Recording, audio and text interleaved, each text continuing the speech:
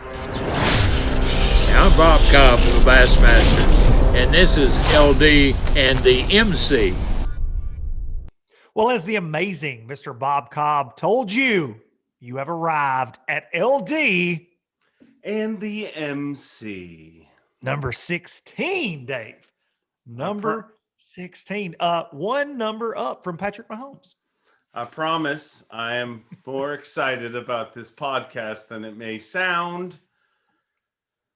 A lot of comments last night coming in through social media, Dave, Twitter, Facebook, Instagram. Make sure you're following us on all those fine platforms. But a lot of people are like, have you checked on the MC? Have you reached out to the MC? Is the MC okay? Do you know the number for 911 in Canada? Should we call it? There were a lot of people concerned last night, and I just kept telling them, hey, I'm not going to check on him until tomorrow. As a lifelong Tennessee sports fan, whether that be Tennessee Vols, Tennessee Titans, I know pain. I know struggle. So I know you were probably feeling it a little bit last night. And one thing's for sure, the internet will remind you that you suck, or that the teams that you pull for suck. Will they not? I mean, isn't it always comforting? I had not noticed. Their digital arms around you and then stab you in the back. I've been very busy. I've stayed off of social media, and I've decided to spend time with my family, which is so much more important than social media. So, something like that. Yeah. I made go ahead with your mom's basement moment. Brings me to the MBM for the week. Mom's basement moment. So I've noticed since we had Mr. Rob Turkla, Lunkers TV on the show, announcing that he was going to fish the opens. There have been a lot of mixed emotions, mixed comments about that, but he fished his first event, didn't fare well, had a rough event. And the amount of people that have reached out to me, that have commented, that are just like, yeah, I got it. One guy actually sent me a Facebook message and said, had his face dislocated. I was like, well, that's a little much. He just didn't catch bass in a bass fishing event. But it never ceases to amaze me that people are that just, I understand the guy is controversial, throws himself out there, but speaking from someone that threw themselves out there, fished the FLW Tour, tried it. I got off the couch and I tried it, and I failed more times than not, but I kept getting back up. I kept trying it, working hard at it. And when people go, yeah, you suck, you didn't catch them good enough for me. Yeah. It's like when I started the podcast and people said, yeah, you got to do this because you can't catch them good enough. I'm like, well, did you ever try this? Those kind of comments, like it blows my mind. And I know, MC, that you can relate to this on so many levels, especially the day after the Super Bowl. So what's your mom's basement moment for the week? And to be clear, just timeline wise for people that are getting confused. I mean, we release these on Wednesdays. We try to record them as close as possible because of the travel schedule this week. We're recording this on Monday. I mean, it is literally, I can taste the freaking chicken wings. Let me just tell you. Back in that back lemon tooth pepper there, wings? in that back tooth there, I just picked up, you go, well, piece of chicken, from last night. And it was so, here's what blows it. Luke, I throw myself out there. I don't hide. It's real easy to hide. I made some poetry on Super Bowl Sunday morning. I decided time out. Killer poetry too, by the way. I'm going to say that. I give you a hard time. I couldn't even hate on that. It was amazing. Continue. I had to say that. Continue. So I released said poetry, which was beautiful. I don't care who you are. It was honestly some of my greatest work ever. But when I released it, I knew at that moment, it's not like I was overly confident playing Tom Brady. We're going to win. You knew I was nervous, but that's also part of being a fan, man. You got to support your team and you got to throw it out there and win or lose. I'm a freaking Chiefs fan. I'm do or die. Patrick Mahomes is my guy. I am a Chiefs fan, but we lost. and I'm going to address that. We're going to talk about that. I'm not getting around it. And first of all, let me rewind. Don't you ever compare me and the Chiefs to the Tennessee Volunteers, okay? I heard that just a few minutes ago. You said, "Oh, I tried to slide that in there." I understand what you feel like. No, you don't. You wish you did. You wish you did. I wish we lost big games that we got to. But the thing that blows me away is I'm cool with people trash talking me online, back and forth. I mean, when you throw a video out like there, if you read through the comments all day long, anybody that jabbed in about the Bucks, I jab back and make little jokes back and forth. It's fun. That's part of being a sports fan. But the low lives, here's the low lives. I'm going to throw that. I mean, be careful. The listeners of Low Budget Live are low lifers. Not to be confused with low lifers. These are low lives. And low lifers are some of the same. Careful. And let me also be clear: if you're a low lifer, you can listen. We don't care. We have no standards whatsoever. No shame. But you're a loser if you contact me after being a loser the next day, like as the game's ending, I posted what I thought was a funny meme of the crying Michael Jordan and me over the classic trophy. I thought it was, it was answering all the people. It was giving them stuff to play with. And the amount of people that this morning, post after post, why would you ever go against the great GOAT, the great Tom Brady? But none of these people said crap to me before the game. Before the game, they shut up. They wouldn't say anything. And then the next morning, they're like, "You're such a fool to have ever thought you could have beat the great Tom Brady." If you listen to every pregame freaking analysis, the majority of them thought that the great Tom Brady was going to lose. I mean, what they did was incredible. So we will talk about the game as we move on here. But what I'm saying is, if you throw it out afterwards, I mean, really, you missed your opportunity. All the times that things happen and I think I should say this and I don't. And I'm like, oh, I wish I had said that. But I'm man enough to be like, okay, I'm not going to slide in now. And yeah, the time's passed. Yeah, we're past that. Yeah. Let's remind you, if you weren't a Chiefs or a Bucks fan 3 weeks ago, you're a loser too, because your team wasn't in it. So I'm going to say my mom's basement moment is people that go afterwards. And it's the same thing you said with Rob, the people that were goading you. Not just Rob, any, if you're talking crap, and it's the same like college football. These are 19-year-old kids. You're like, he sucks. Get him off the field. While you're sitting on the couch drinking Budweiser, like, chill out, man. We've all had those moments, I guess, but that's my thing is when people throw themselves out there to try to do it, just like you and your Chiefs fandom, okay. Just sometimes we don't have to just go for the kill shot all the time, But that's the world we live in, dude. And this isn't me. I don't know. There's going to be people that because we lost, and I'm saying this, people are going to be like, sour grapes.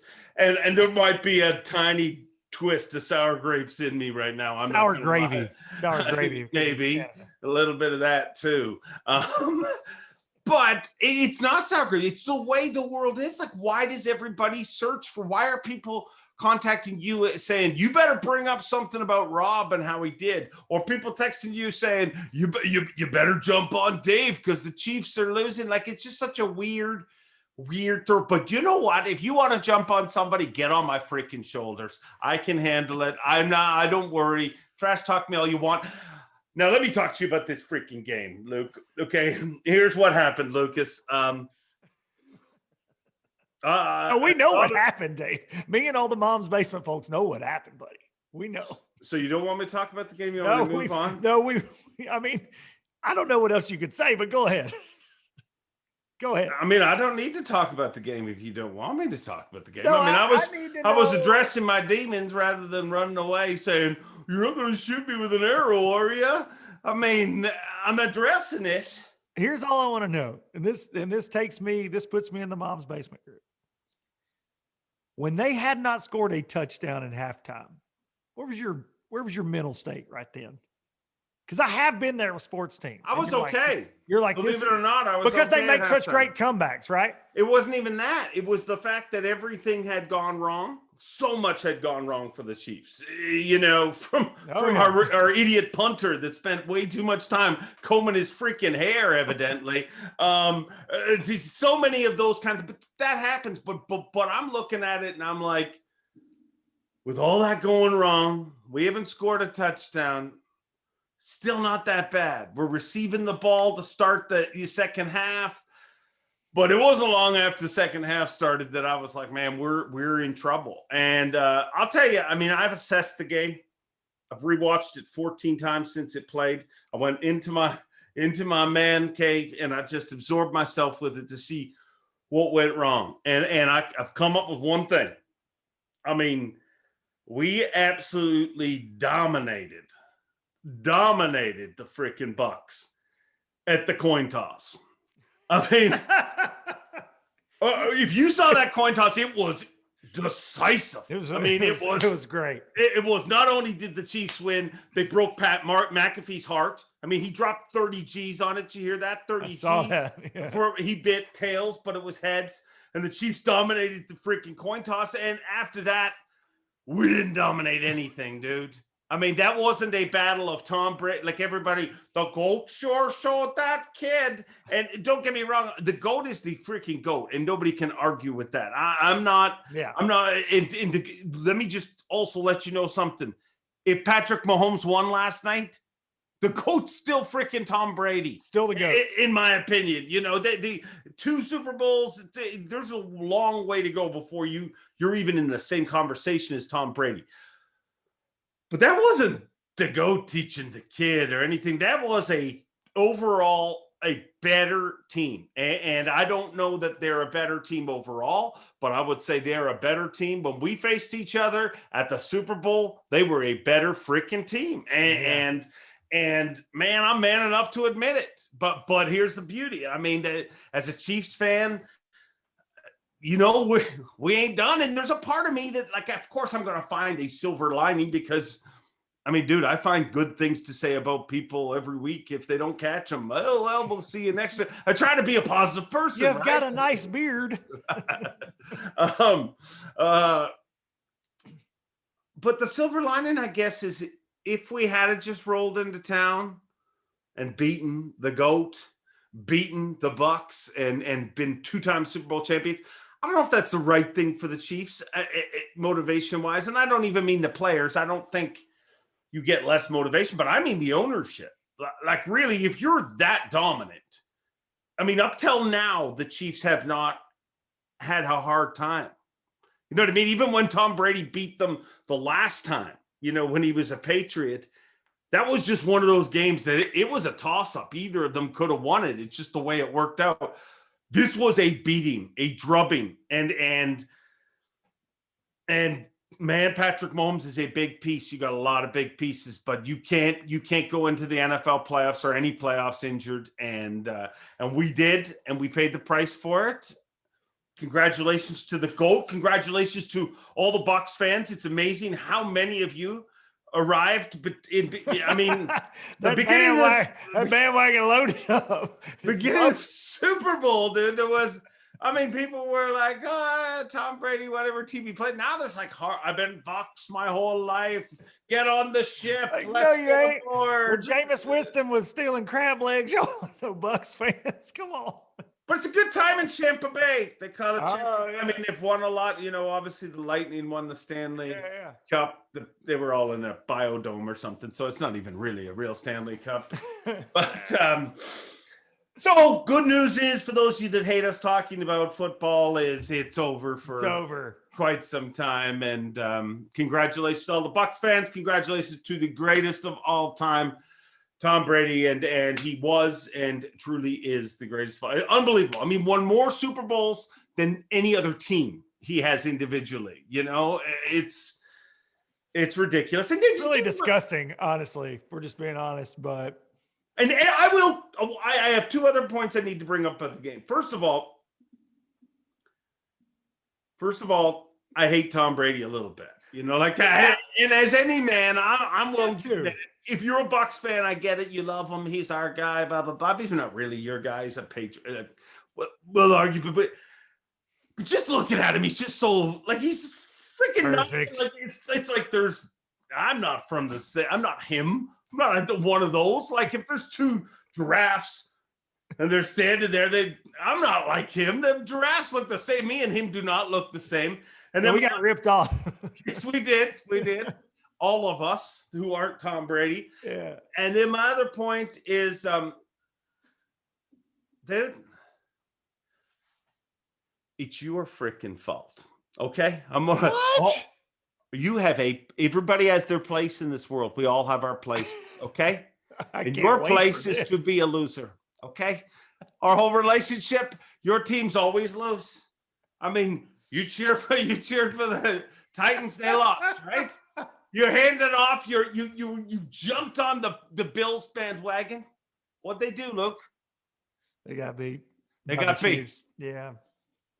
All the way along, the Chiefs have been winning. What changed going into this game, Luke? I told you I hoped that the Chiefs would win. Don't you ever, don't you Yes! ever cheer for the Chiefs ever again, you It worked.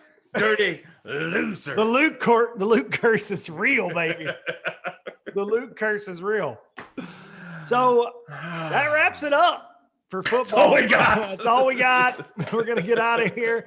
No, all you humpers out there that don't like the sports talk, football talk, that's it. And luckily for all you humpers that love to see this fine Canadian on the Bassmaster Elite Series stage, now's your chance. Here he goes. Back this week. And Dave, back to Palatka, Florida, which arguably for me is one of the most historic fisheries tournament-wise, but just in the country, just like hallowed ground, I feel like. Always got big crowds down there at the weigh-ins, always have big bass. Like you're just guaranteed to see a 10-pounder most likely at this event. But do you get, like we talked to B-Rob on the Super Bowl special that nobody watched. Yeah, we found out that this weekend. Yeah, you guys don't want us talking football at all. We found that out. But we talked about those pregame jitters, that kind of thing. Do you get this like a nervous energy when the like back to school feeling? Are you pumped? You've been on lockdown. Like where are you at right now with the fact that it's starting back? Oh, excited. I mean, I'm always excited to kick off the season. This one's weird though, I'll be honest. I mean, it's I think it'd be the same with the anglers. You'll hear that. There's some where you feel like it can't get here soon enough. You know what I mean? You're ready to go. You're like, is it still a month till we start this? This is like, are you kidding me? We're starting tomorrow. Yeah, like so it's been really quick that way. But I mean, the beginning of the new season is exciting. You know, it's always exciting. It's going to be a fun year in the Elite Series. I mean, I really, it's weird. I mean, I'm excited, but it's not one of those years where I've sat around and done. Here's the weird thing. A lot of times when there's a bunch of downtime, I do a ton of research going into the season. I'm researching every lake and but this year it's been so quick. I don't feel like I've done a lot of that research. And then on top of that, the other thing that I do like 40 of is like, before season starts, I used to do about 40 different podcast interviews talking about whatever. Since me and you started a podcast, nobody interviews me on podcasts anymore. You're welcome. You're welcome. So I do feel kind of weird that way. You know what I mean? But it's going to be a great year. The big questions with the guys returning, obviously. I mean, I'm really interested to see this sonar war, how it continues, because it was such a big thing last year, and now all of the companies, not initially, I guess it's just Garmin and Lowrance right now that have their units on the boats, as far as I know. But I believe that the Humminbird units are going to be, from what I've been told, it was going to be on Humminbird Pro's boats by the time we got to the original classic date. So that'd be stop number 3. So I would hope that it'd be the same. So it's going to be interesting to see that how it evolves. And when I go to Palatka, I always cheer for one of two things. I mean, I want Rick Clunn to win again, because it's always freaking cool when Rick Clunn wins. And I'd love to see Cliff Prince get it done there, man. He's so underrated, I think, by the general bass fishing pro, because of the person that he is and how he's kind of quiet. You know Keeps what I mean? himself, yeah. But he's an amazing angler. He's got a great track record there, but it just always seems like something freaking happens. Like Just some slips away ridiculous. there. Yeah, like the one year he had a live well problem on day one. So all his fish died and he couldn't call them. So he sat there and watched guys like catching all these fish that he was going to fish for, you know, and then made his way back in and top 10'd it. But there's always those weird little things that end up happening to him. So that's going to be fun to watch. But I mean, that's the weird thing about the Elite Series. And that's the thing that I love about the Elite Series is it's kind of one of those things where you sit and you start talking and you know what I mean? Like, you're like, well, what are you looking forward to? And then you start, and that guy walks up and you're like, well, I'd really like to see how he does in this situation or that. But like the weirdest thing about my brain, Luke, that will blow you away is I'm not good at preparing for things. Shocker. Wait. I know you're just laying this on me now? 16 episodes in? You're unprepared? I'm unprepared? Well, the crazy thing is, like, for example, like before an event, I'll stop and I'll think, I'll be like, okay, what are little tidbits and facts and things I know? Like, I've been to Palatka a bunch of times. I've seen lots of cruel things happen and go down, and you try to remember and you can't remember anything. And then last year I'm standing there and Paul Mueller walks past and I'm like, oh, wait a second. 2 events ago we were here and you left after day number 1 because you had to have that baby you're holding in your hands right there. But I didn't remember that until freaking Paul Mueller walked up. It's weird the way, I mean, I don't know if that means I have a lazy mind or what does that tell you, Luke? I don't know. I will never judge anyone in their mind. I can't. Mine's like squirrel. Wait a second. Did you just say you had me at I will never judge anyone? Just somebody. No. Don't cut that up. I will judge. I will join the Mom's Basement faithful and I will judge, but I will never judge anybody on their bandwidth because mine is all over the place, buddy. You guys know that. You guys know that all the way around. Well, I'm pumped that it's back. It's strange for me. People are always like, hey, what do you think for fantasy fishing? What do you think for this? It is so hard for me to pick guys. Like you're saying, like there's so many good guys and there's so many, I mean, out of that field, it's tough to go, oh man, I'd like to see him win more than him. And there's just so many good ones. And they're, like you said, so many storylines with the guys coming back.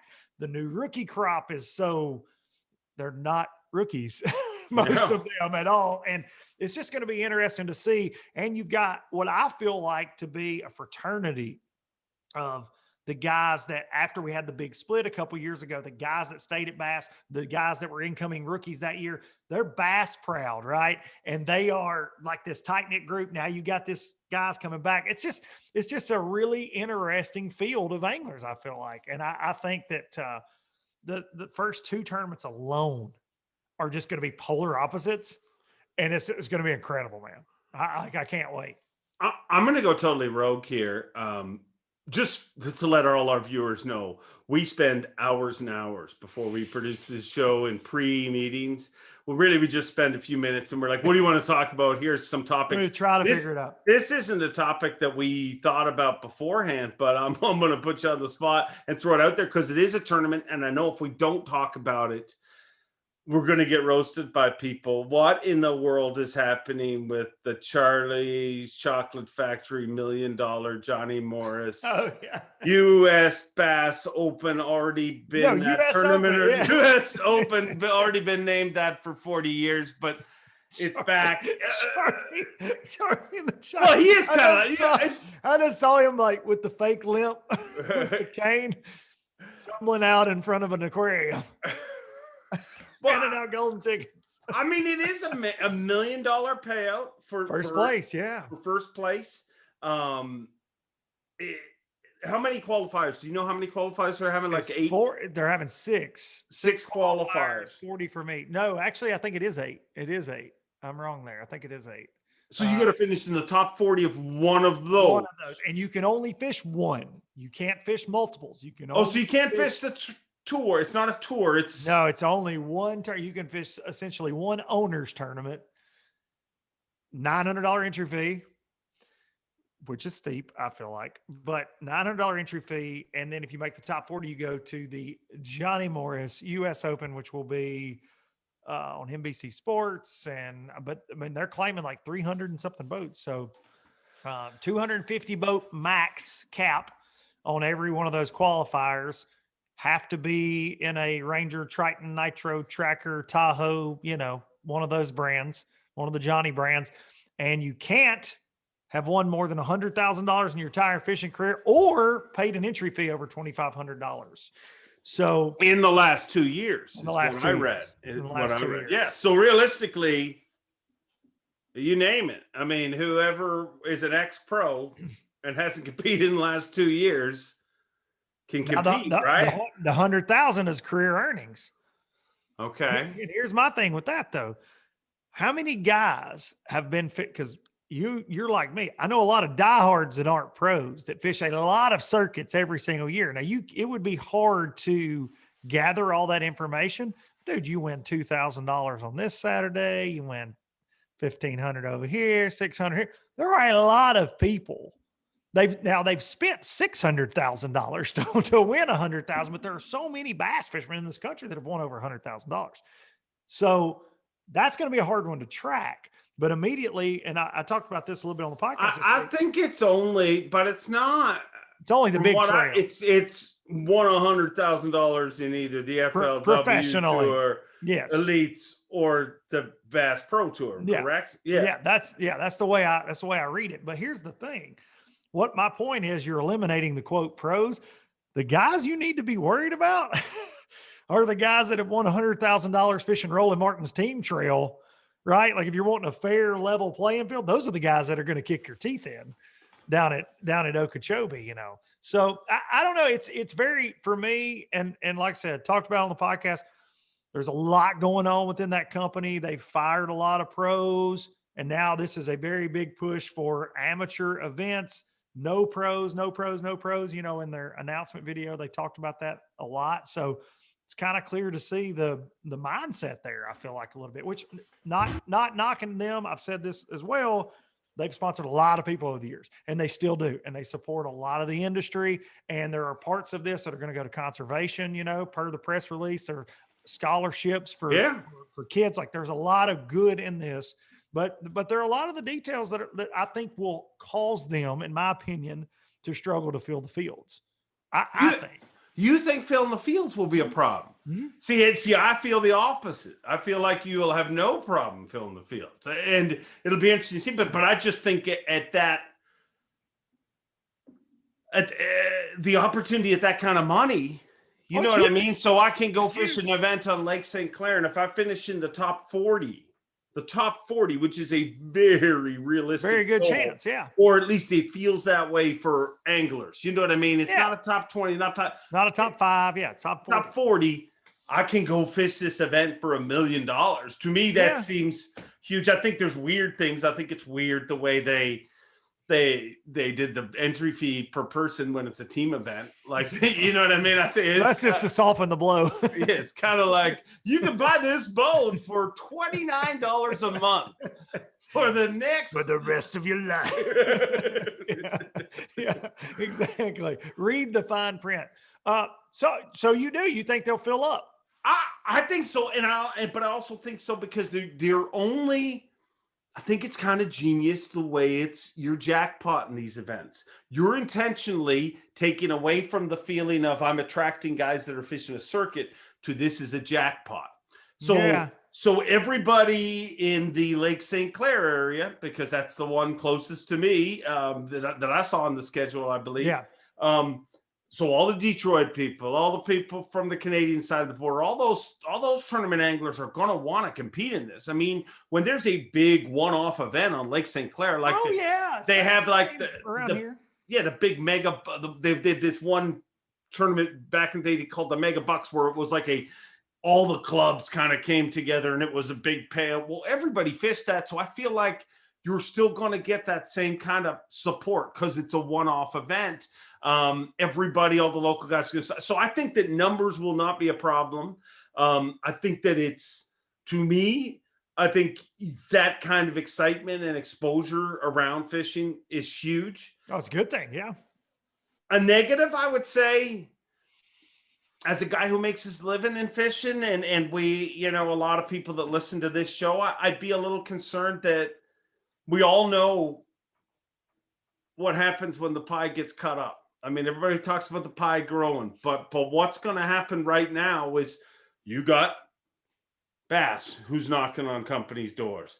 You have MLF that's knocking on companies' doors. They're already destroying each other, you know, going against each other, trying to take from each other. Well, now you've got a big third player coming from that, because he's not funding this, I would assume, just through Bass Pro and Toyota, I know, is involved. But he's also going to fund this through Berkeley. He's also going to fund this through Abu. He's also going to, every company in the industry is going to have an opportunity to be involved in this. And here's the difference. Now, all of a sudden, the marketing guys are going to be like, well, I mean, we know how Bass Pro gets the sponsors, right? I mean, it's not really, they don't, how would you like to sponsor this tournament? Oh, you wouldn't? Well, how would you like to see what your shelf space looks like if you don't? To see the clearance aisle. So my worry is that now all of a sudden, those decision makers, it's like, okay, well, we have to do the Johnny thing, and what's left for these? So I would worry that yet again, you know, it's great for the industry, it's great for recreational anglers, but it's another kick in the nuts for pro anglers potentially. I mean, oh yeah. And the other part of me is why wouldn't you do this with one of those companies? You know what I mean? Obviously, I know what the obvious choice would be. You would think it would be MLF. You know, they have their partnership. They've been working tightly together. You know, why are they getting into that business? Interesting. But these are all questions that you guys can discuss. I'm going to ask you this one before we move on. Do you think this helps them sell more boats? Are you going to buy a $75,000 or $80,000 Ranger so you can fish this tournament for $1 million? No, I'm not going to, but I do think it helps them sell boats. I think that anybody that says it doesn't, sustainable. If it's sustainable, if you don't think it does, look how Ranger got their market share. Let's not be stupid. Ranger got their market share simply through the FLW tour. They make a great boat. I'm not one of the first ones ever made. Like I'm not, it's not a question of whether the boat's good, bad, or indifferent. But a major reason that people bought Rangers year after year was because of that program, because of Ranger Cup money. And Johnny is just duplicating what you know what it means. The same companies evolved again. They're just trying to make their own thing. So I think, yeah, long term it does sell some boats. I'm sure it's gonna. They need there to be demand, Luke. Like when you're saying, I don't know if they'll fill it. They need it to be full, because that's the only way you are going to sell those boats. Yeah, it's got to be full. You know, how do you become an FLW touring pro? What's the quickest, easiest way in the past to do that? It doesn't matter any of the other standards. You buy a Ranger, you've got that opportunity, and but that doesn't happen unless there's a demand. You know what I mean? If there was never a demand at FLW, they wouldn't have had that bargaining chip. So I think that they're betting it does. It'll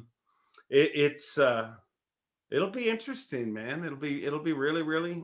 So are you buying us a bass tracker, or can we wear a fake mustache and like glasses and get in these?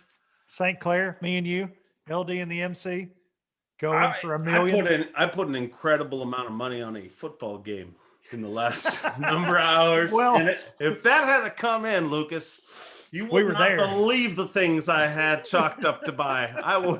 I had a studio for us and all sorts of stuff. Sweet stuff I had coming. But well, damn those Chiefs is all I got to say to that. Yeah. There goes my hopes and dreams. Next year. Maybe. Tom Brady looks like he's fallen to pieces, doesn't he? Yes. It's just, bless his heart, as they say down here. Bless his heart. We talked a lot. You know what we talked in that last episode? We talked about underdogs. And we did. It's hard to believe that at one time in Tom Brady's career, he was a freaking underdog. Like, he was the underdog. He sure was. But we left off one of the biggest underdogs. And really, I'll take it as a compliment to this guy that we left him off, because he doesn't jump up in the top of your head as an underdog. And I think that's because of his personality. And it's a guy that we both know and love very well, Clay Dyer, Luke. I mean, the biggest underdog in fishing and one of the most inspirational people in life. No, he's an incredible human being.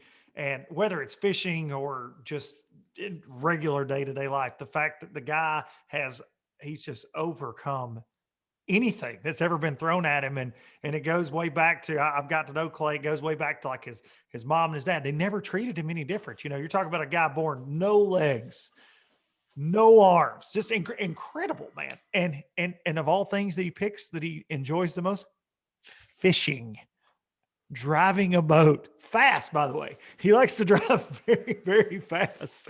And he's just incredible, man. So incredible. It really is. And I mean, he ties a knot with his tongue, sets the hook by jamming the rod. Writes with his mouth better than I write with my hands. Like, such great handwriting. It's incredible. It's nuts. Yeah. Puts a treble hook right there, ties it up, fires that sucker out there, dude. We'll have a 6XD back before you can turn around. Like, it's incredible. It really is amazing. He's an incredible personality. I mean, sometimes he's so, dude, I had like the most humble, I've had so many humbling experiences with him. Like, you know, obviously a lot of people know I was dealing with back problems bad. And I remember once being like, after weighing, you know, you walk off the stage and the pain gets worse and worse and worse. And you're just counting the moments till you get off stage and kind of crouch down and lay. So I'm like down there in pain, and Clay comes like rolling up beside me. And he's like, "Are you okay? I feel for you, bro." And I'm just like, you're like, yeah, like, you know what I mean? Like, yeah, I get it. But he's, I mean, some of the most amazing, like I remember I talked to him once in the winter, and he's got this great like personality where there's nothing going to stop him. And he's like, "How's the snow up there again?" And I said, "Oh, it's getting pretty deep." And he's like, "Oh yeah, same here in Tennessee." He goes, he said, "Just started this morning and it's already waist deep on me." So, I mean, you're like, fantastic.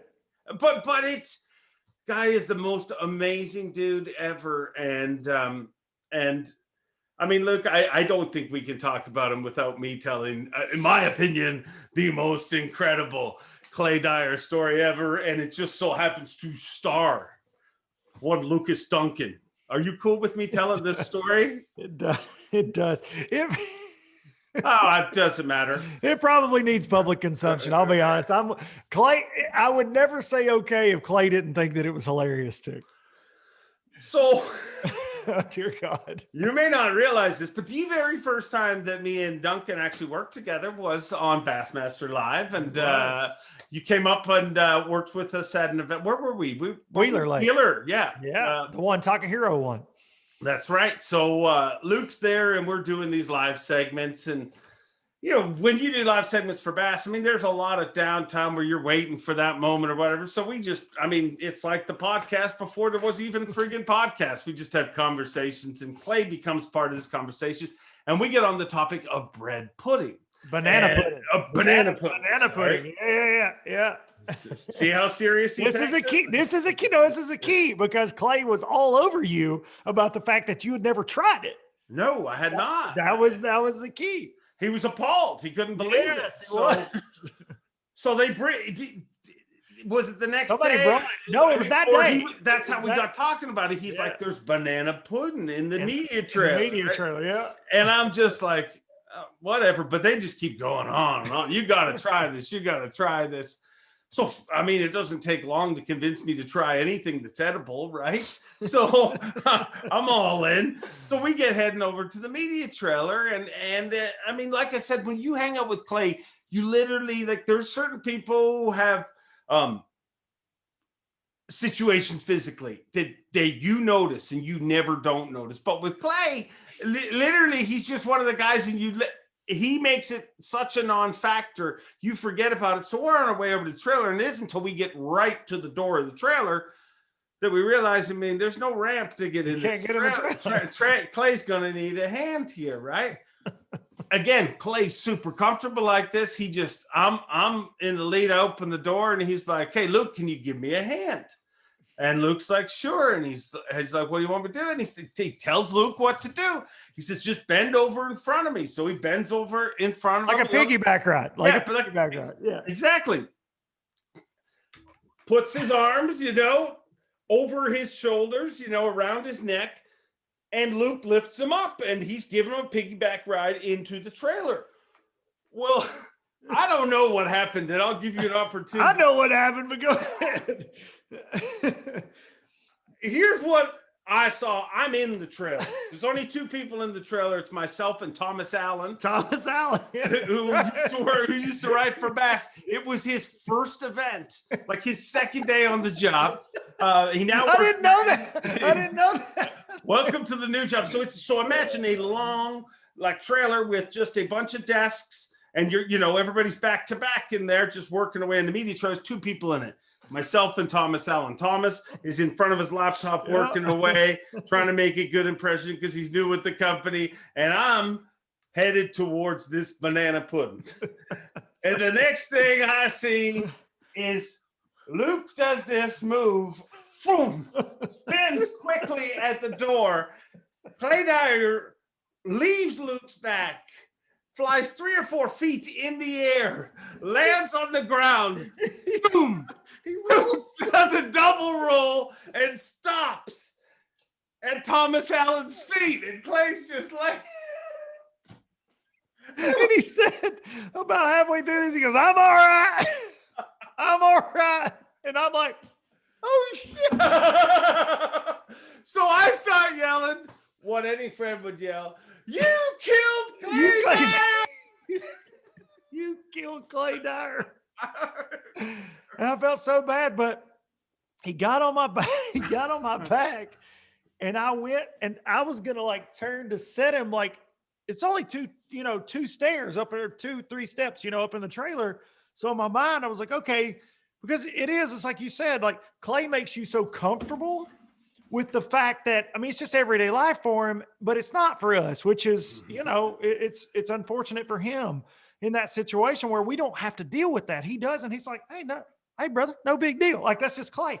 So, and I've been around Clay a lot. I've met Clay when I was 18 years old. So I've known Clay, been around Clay, hung out with Clay a ton of times. And when I got him there, I was just trying to lower him gently. And for whatever reason, when I turned, that velocity, buddy, he did not have a grip like I thought he did. And I body slammed.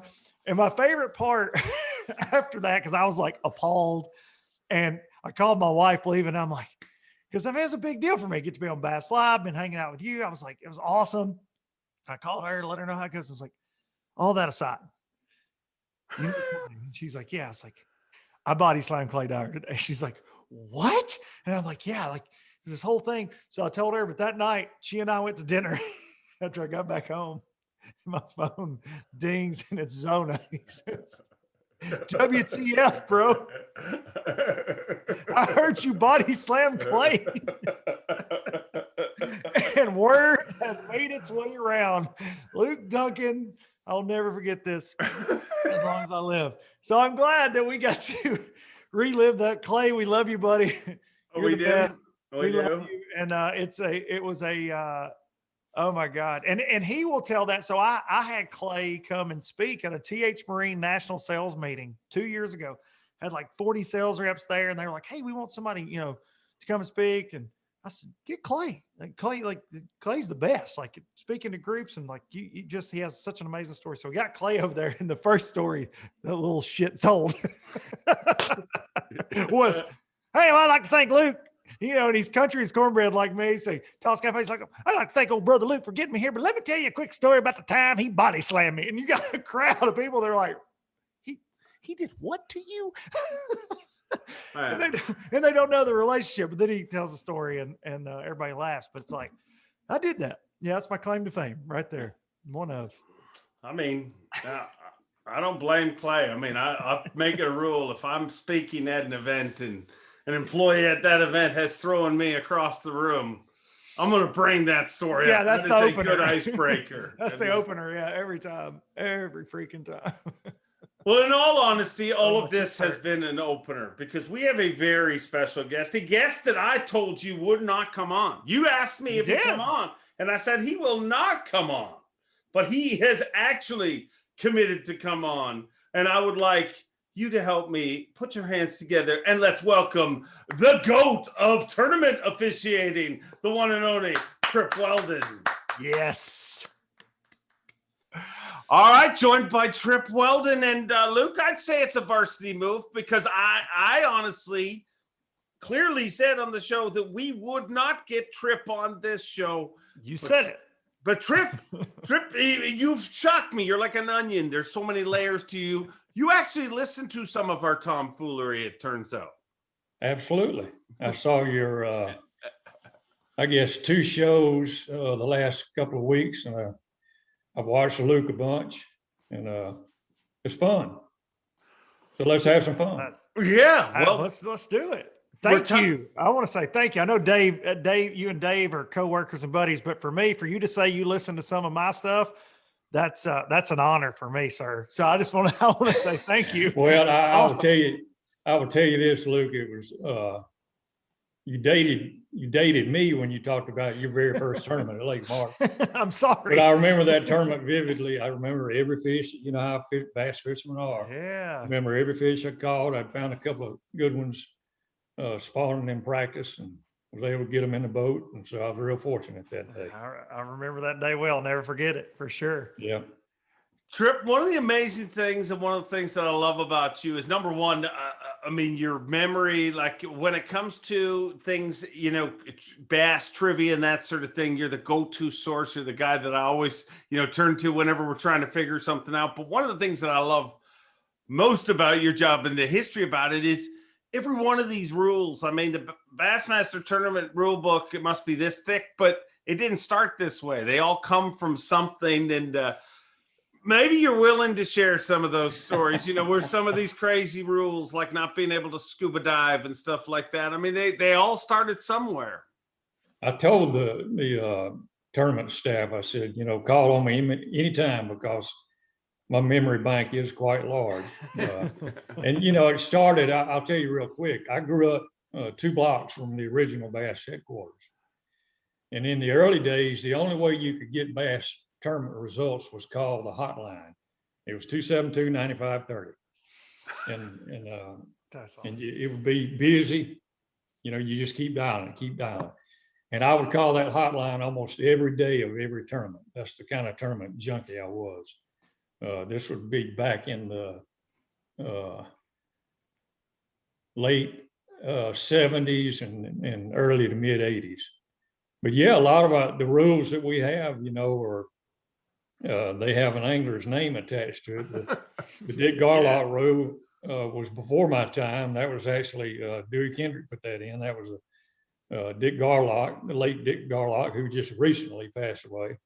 Was an amazing guy. He actually came and saw me at Waddington, Dave. I don't know if you were there that day. Yeah. He and Clun visited a while, but he was scuba diving there in practice, perfectly legal. So that's where that rule came from. The penalty box rule, Swindle called me the other day and I said, you know, the penalty box rule was your rule. It all started at the Classic with his DQ, and there were a lot of people involved with that decision. I will say it wasn't just a Trip Weldon decision, but I'm the one that had to deliver the news to my old roommate going to the Bassmaster Opens. But we put it in the penalty box, and it looks like others have taken that rule and run with it. And so, hey, I'm okay with that. If it's good for the sport, that's fine. But at the time, there were 3 ramifications of a rules infraction: loss of catch for the day, loss of catch for the tournament, or a permanent ban from bass.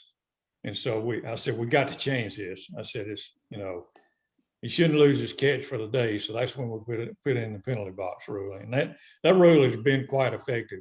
You know, when you start taking people's competition time away from them, they'll stand up and take notice. And then it more fits the penalty fits the crime. We've got the Paul Elias rule was paying the guy to move the barge at Gunnersville. Oh yeah. Back, in one of those fall tournaments, and he was catching them on a crankbait. And gets over there where all the barges are tied up right there at Spring Creek. And one of them sitting right on top of his spot, and he gives a guy $100 bill, and he moves the barge. Hey, perfectly legal. Good job, Paul. Perfectly legal. Thinking on your feet. Absolutely. Golly, I'd have to go through the rule book. We don't have time to do that. Maybe there's some you guys think of, but yeah, most of them have an angler's name attached to them in some fashion. That's my favorite thing that you've said, because it is that way. You know, when I fished FLW or fished the Bassmaster Opens, oh, that's the so-and-so rule. Yeah, that's a such and such rule. That's always what it is amongst anglers. You say, oh yeah, well, that got changed because of so-and-so. So I love that you're like, yeah, they're all attached to an angler, because they are, because it's like, it's something the tournament staff didn't necessarily see coming for it to be illegal. Like you're saying, who would ever thought a guy's going to scuba dive before an event to just scout water? Like that's incredible. Yeah, I mean, yeah, you know, competitors push the limit, and you expect them to. And hey, I can't look into the future. And you're exactly right, Lucas. It's stuff that how in the crap did that happen? You know, we better address that. Let's write that down, because we meet tournament staff meets once a week. The tournament directors. All the people running tournaments, we meet once a week, and first thing we do is go over rules, and then get into all our logistics and all that fun stuff. So Tripp, those competitors that I'm sure there's competitors, I'm not asking you to name, but there's probably competitors that have more rules named after them than other competitors. Let's just say those competitors, as a tournament official, do you look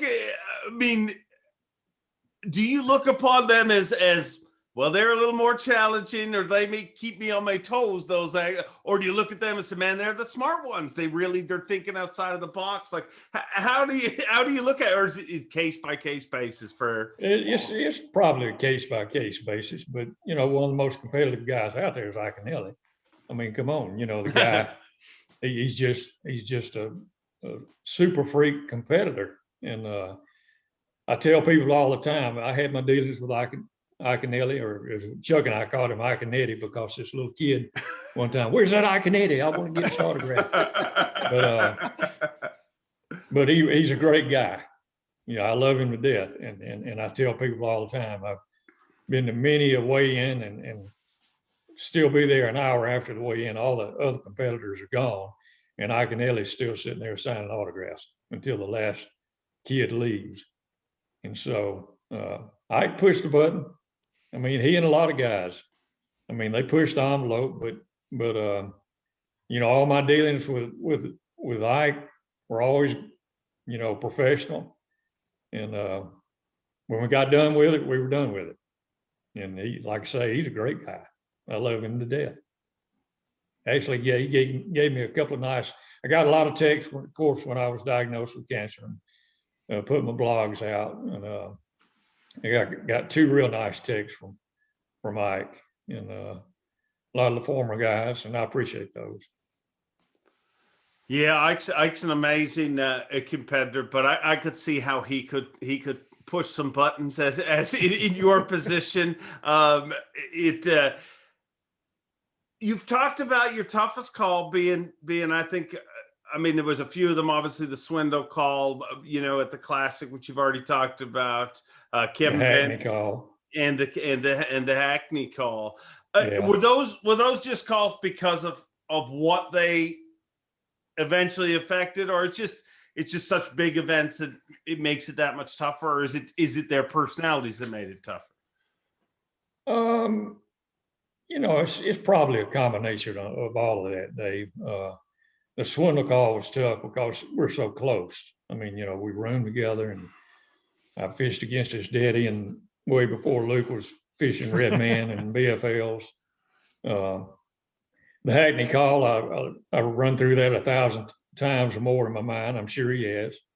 You know, I wish he'd called me that day and he'd weighed his fish. And I wish the guy that reported him had called me from the water, but it goes back that changed the rule. I mean, that situation and in a couple of other places where we go to Detroit and they say the fish had to be hooked in the mouth, we changed our rules to say that not all these rules may conform with state and federal laws, which may not result in a disqualification if you get fined. So like hooked in the mouth. I mean, the game warden's got to be in the boat with you. Yeah. He's got to see you catch that fish, unless it's on film. The Hackney deal and the whole deal up there in New York was all the man-made stuff, and you're going by what those officials are telling you in the lines they're drawing. And everybody had those sheets. I think it was 11 different places that were off limits. But we changed that rule to, if it's not posted, if they don't want you in there, they should post it.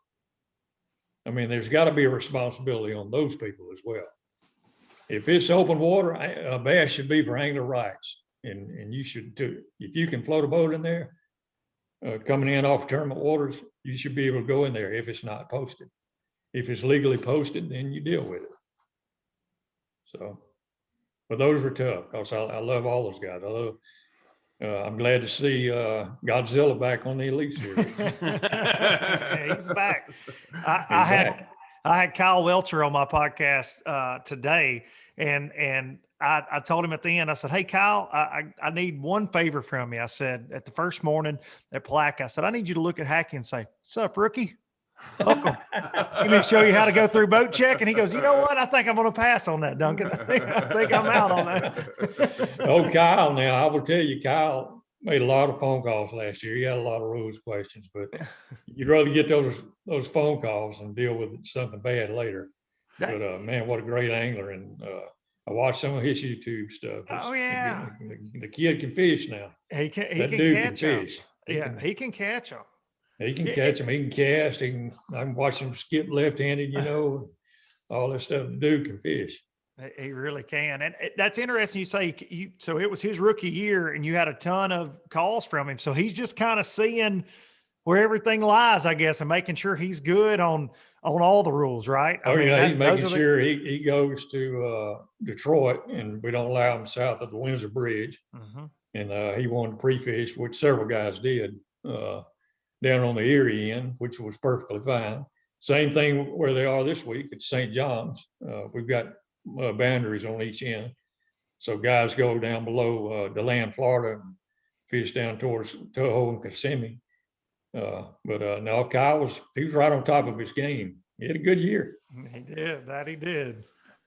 Tripp, I've seen you do a lot of tournaments and stuff, but I really, every time it gets mentioned, I wonder, and I'm just going to ask, what the heck was it? Like you and Swindle rooming together, to me, I mean, there's part of me that thinks that might be the most fun room to be a fly on the wall. But then there's part of me that's like, this may be an episode of The Odd Couple together. Tell me how that situation came about and what it was like. Well, the first tournament we roomed together was in Clayton, New York. And we stayed at Captain Clayton's motel, lawnmower and small engine repair. That's the honest to God's truth. That's where we stayed. It's about a 6-unit motel, and we had a space heater right in the middle of the room, and we'd sit there by that space heater and eat a bowl of cereal every morning for breakfast. But yeah, it was probably the odd couple. I mean, there you got Swindle, he's wired every day, each and every day, and that mind's constantly clicking.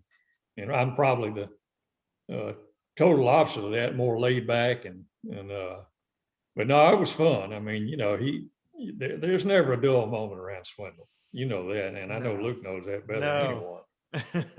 So, it was crazy. We did it that one year, and then we fished around and fished against each other here in Alabama for several years. He is definitely a piece of work, and I'm sure that he kept you on your toes on the road as a Yeah, as a he roommate. he did. Did he ever pull any pranks or anything on you? Because he's kind of notorious for that sometimes too. Like he likes to mess with folks. No, I tell you, we were at Okeechobee, and the meeting was in a gymnasium, so I challenged him to a game of horse on the basketball because I could shoot pretty good, but he kicked my butt, so I had to buy him a milkshake. I love it. Tripp, I know you grew up fishing tournaments and worked for bass for a while, and actually I ended up leaving it to go fish tournaments and came back. But now that you're sitting here, a week into retirement officially, you've made an incredible impact on the sport. The names that go beside your name, just that alone in itself. Did you ever imagine this at the beginning?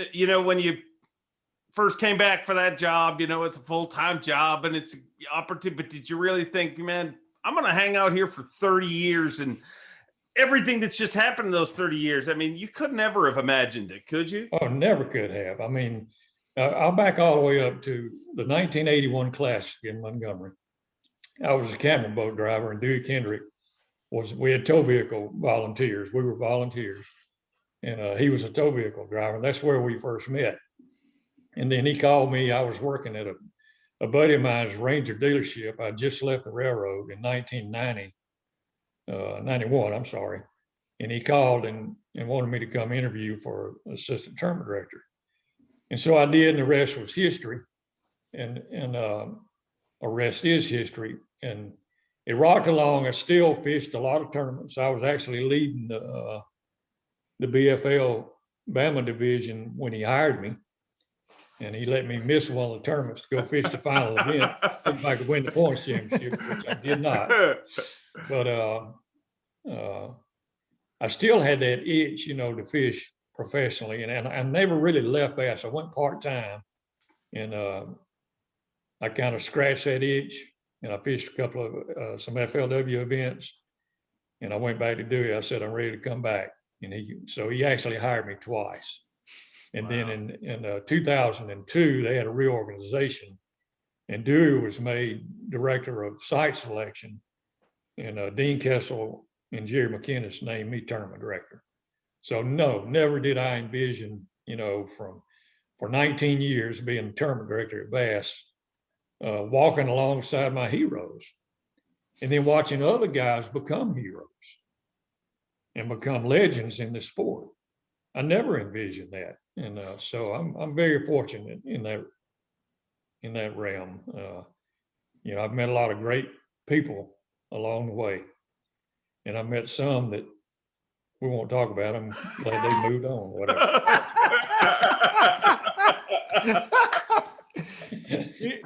There's probably some, Tripp, that are glad they're not under your thumb anymore. Having you look at them like, hey, what's he up to? I'm sure that feeling's mutual. I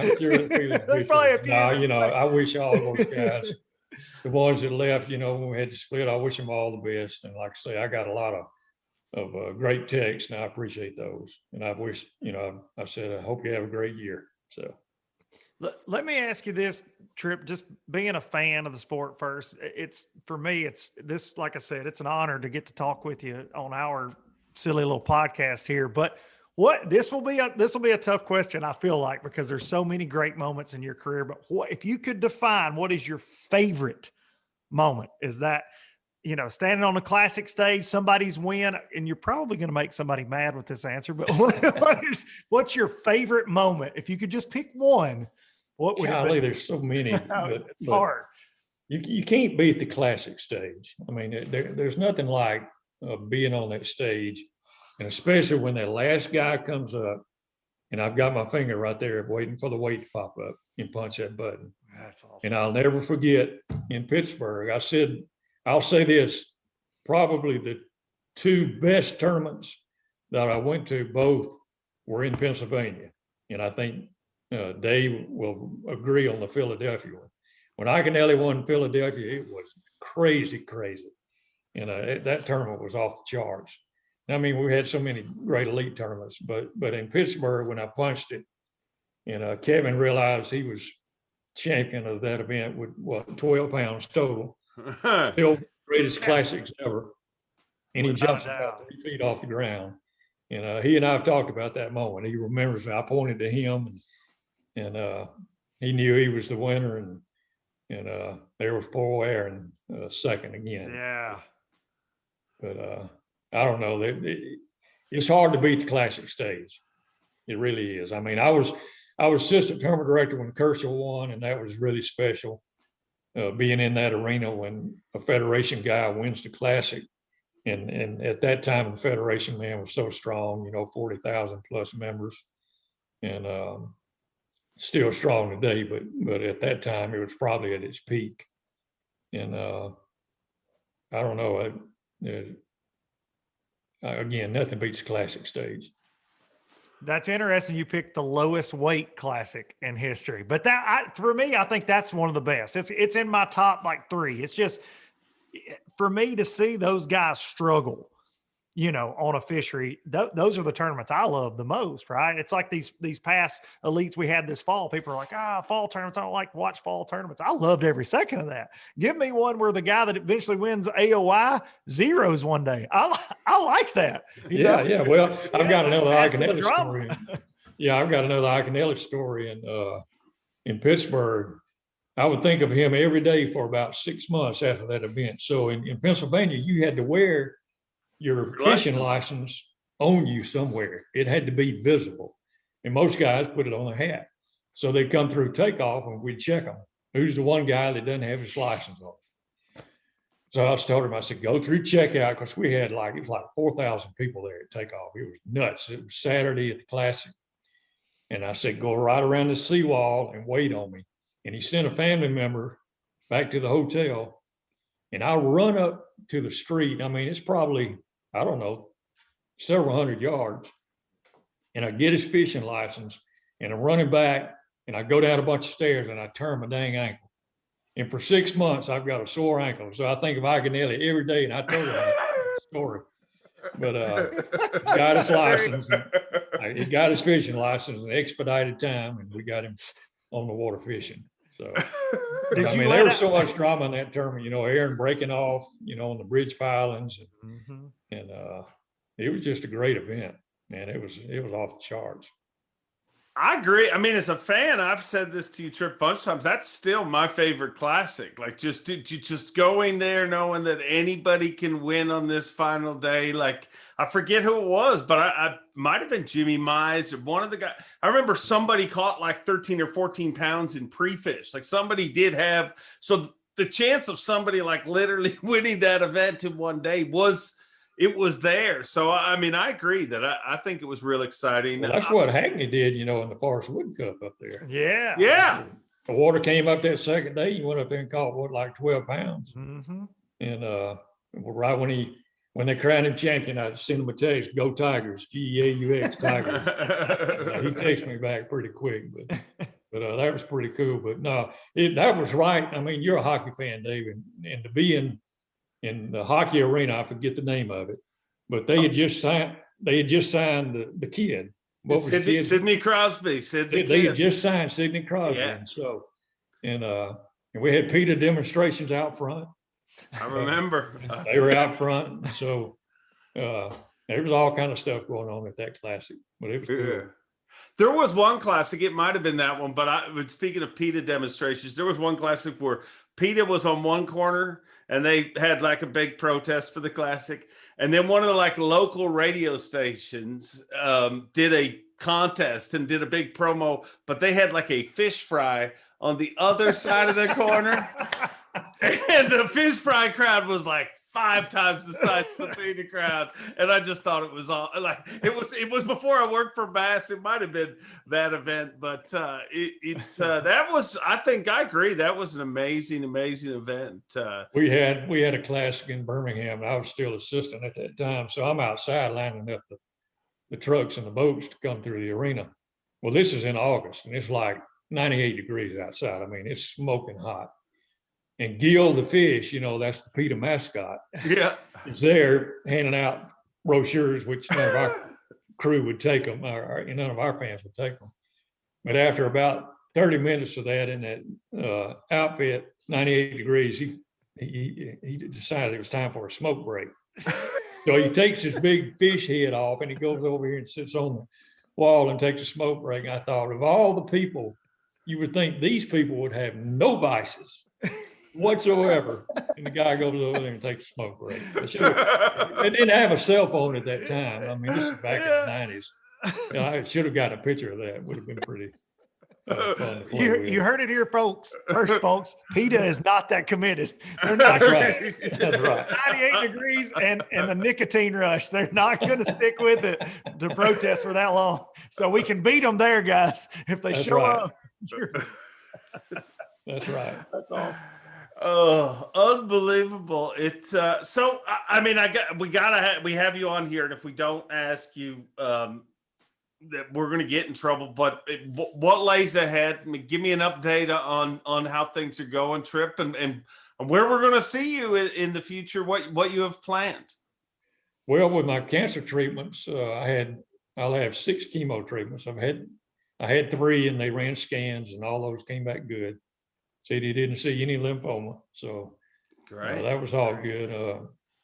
I'm now fixing to undergo my 5th treatment, and I'll have my last one here in March. But we've got some Alabama tournaments coming up. I'll be hope to feel good enough to come to those, and then you might see me at the in Texas at the Classic. So, it's hard to stay away when you've done this for so long. I'm 65 years old, and I've lived BASS since the late 70s when I joined the Bass Club. And like I say, I grew up 2 blocks from the original headquarters. And so it flows through your veins. You can't get it out. To watch a company in your lifetime to go from having a tournament hotline. I literally just say this to us, like when everybody likes to complain in this world about, the stream went down or something. In your lifetime, it went from a tournament hotline where you would get busy signal after busy signal and finally get through and get the updates on what happened that day to live streaming bass fishing and literally your job being affected probably because people see things happening on live. It really is truly unfathomable. And Tripp, I want to thank you personally as a fan and as a Bass employee for everything you've done for Bass. I know because the person you are that you'll never admit it, but you mean more to this organization, to the fans of this sport, and to the anglers and everybody that's everything about bass fishing than you'll ever truly understand. Thank you. Well, you're kind, Dave, and I appreciate those kind words. One of my proudest achievements has been the longevity of our staff, and we have great tournament staff. I mean, Chuck was there 20 years, and then Lisa came on board, but Chris Bowes and John Stewart and Gretchen and Danette and that whole crew, they've been there, all of them close to 20 plus years now. And so I'm proud of the fact, that we have such a good crew and that we all work together. I mean, everybody has their moments, but we all pull the rope in the same direction. But those are mighty kind words. I appreciate that. It's been fun being part of the sport and seeing from the days of calling the hotline to where we are now. I can't wait to see, watch the Fox coverage and see how all that shakes out. And it's like just that in yourself, like you imagine in a world, everything that's happening, to imagine a world where you've got different major networks like ESPN and Fox that are fighting over getting bass. I mean, it's awesome, but it's you're a major reason for it. And Luke, unless you got anything, I want to echo that and just say thank you for always being that guy in the sport that when tough decisions had to be made, you could make them, that you were the guy that nobody could ever say you played a favorite. You read it. It was black and white, that you carried bass on your shoulders, on your back, and you made it as good as any tournament trail's ever been. And you truly do bleed bass. And I think it's awesome. Well, I appreciate that. I had it. Yeah. Dewey Kendrick was a good teacher, and the decisions you make, you never make them personal. And sometimes you have to let the emotion get out of a decision. You may have to wait until the next day to make the call, but you stick to the rule book, and if you got a field of 100 anglers and you got one guy that's messed up, you got to think about those 99 that have obeyed the rules. And so that's how I always try to approach it. Did a great job. One of a kind. We've talked a lot this week about the GOAT being Tom Brady. This man is a GOAT in our sport, the greatest tournament director of all time. Ladies and gentlemen, let's hear it for Trip Weldon. Well, you know what? That's 2 episodes in a row. You throw in the Super Bowl spectacular and this one that you are trumping me in varsity guest, buddy. To start a show where we said, oh, we're not going to have any guests, to have this amazing guest list. The MC showing out. Well, I mean, I'll be honest with the Trip one. I mean, I got in trouble. I mean, Trip's kind of like, I don't know if you realize this. I mean, I think you do when you hear me talk to Trip. Trip's kind of like that father figure where, I would rather upset him than let him down. So he heard me say on the show that, he'll never come on. And he's like, man, I listen to you guys all the time. I'd come on for sure. So, I mean, when Trip says he'll come on, he freaking comes on. Yes. And, I mean, the only thing that I regret about that whole thing is, we really, to be honest, when we talked about it, it was just going to be 10, 15 minutes, more of a way of us to say thank you. Like I want to publicly say thank you to Trip I don't think he gets enough credit for what he's done. I mean, listen to when he answered the question, the Greg Hackney question.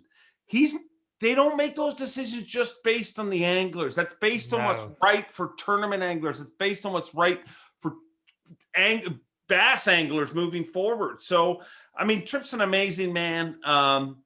And originally we just wanted to have him on to say thank you. But, he starts telling those stories. Man, so great. All I thought is, man, I wish we had more time with them. We should have had a Trip Weldon special. But now that you can do it. Do it on LBL. I mean, we can have him back here anytime we can.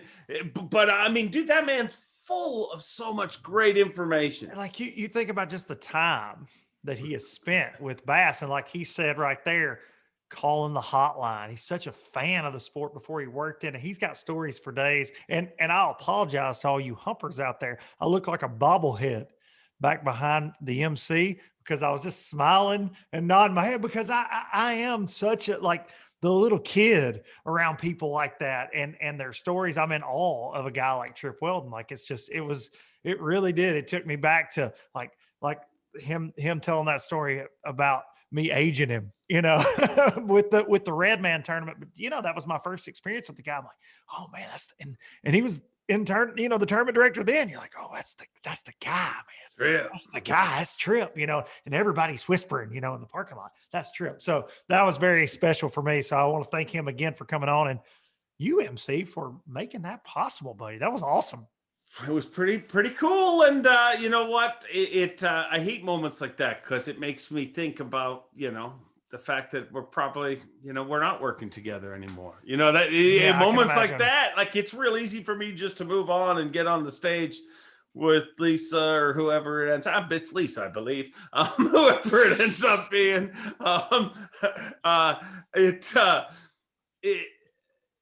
when you sit, I'm just rambling right now. But you know what? Trip Weldon is amazing. And thank you, Trip. Thank you, Trip. And thank all of you for listening to our tomfoolery. We'll be back putting hump in your hump day every single Wednesday with LD and the MC.